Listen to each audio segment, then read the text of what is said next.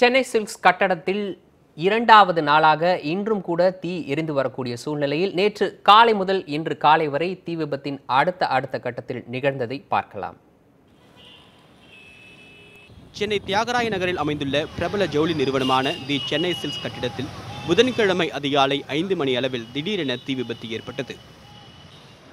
இந்த கட்டிடத்தை ஒட்டியுள்ள ஸ்ரீ குமரன் தங்க மாளிகைக்கும் சென்னை சில்க்ஸ் கட்டிடத்திற்கும் இடையே உள்ள மின்சார ஜெனரேட்டரில் திடீரென புகை கிளம்பியது. இது குறித்து நிறுவனத்தின் காவலாளிகள் தீயணைப்பு நிலையத்திற்கு தகவல் அளித்தனர். அவர்கள் விரைந்து வருவதற்குள் ஜவுளி கடையின் தரைத்தளத்தில் தீ பிடித்தது. இதனையடுத்து தேனாம்பேட்டை, தீநகர், அசோக் நகர் தீயணைப்பு நிலையங்களை சேர்ந்த வீரர்கள் தீயை அணைக்கும் பணியை துரிதமாக தொடங்கினர். ஆனால் புகை கட்டுக்கடுங்காமல் வெளியேறியதால் நெருப்பை அணைப்பதில் பெரும் சிக்கல் ஏற்பட்டது. ராட்சத புகை உறிஞ்சி மூலமாக புகையை வெளியேற்ற நடவடிக்கை எடுக்கப்பட்டது. என்றாலும் ஒரு சில மணி நேரம் கரும்புகை வெளியான நிலையில் நேற்று காலை சுமார் 9:30 மணி அளவில் மளமளவென தீ பரவியது.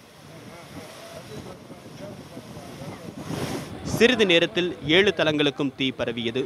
இதனிடையே 7வது மாடியில் சிக்கி தவித்த 12 ஊழியர்கள் ராட்சத கிரேன்கள் மூலமாக மீட்கப்பட்டனர்.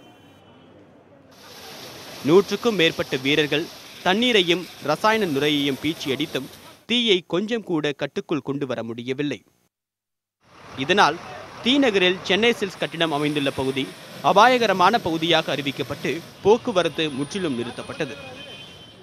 இதனைத் தொடர்ந்து சம்பவ இடத்திற்கு சென்ற நிதியமைச்சர் ஜெயக்குமார், வருவாய்த்துறை அமைச்சர் RB உதயகுமார் ஆகியோர் தீயணைப்பு நடவடிக்கைகளை பார்வையிட்டனர்.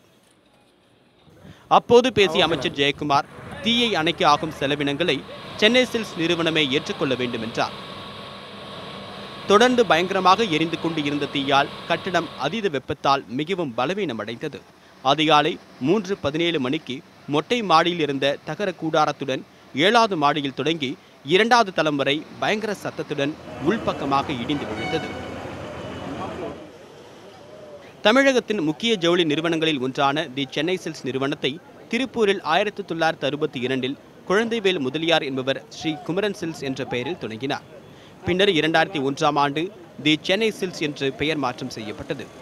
திருப்பூரில் ஏற்றுமதி வியாபாரம் செய்து வந்த இந்த நிறுவனத்தினர் நாளடைவில் தமிழகம், கேரளாவில் பல்வேறு இடங்களில் கிளைகளை நிறுவியுள்ளனர். தற்போது ஏற்பட்டுள்ள இந்த தீ விபத்தானது சென்னையில் ஏற்பட்ட மிகப்பெரிய விபத்துகளில் ஒன்றாக பார்க்கப்படுகிறது.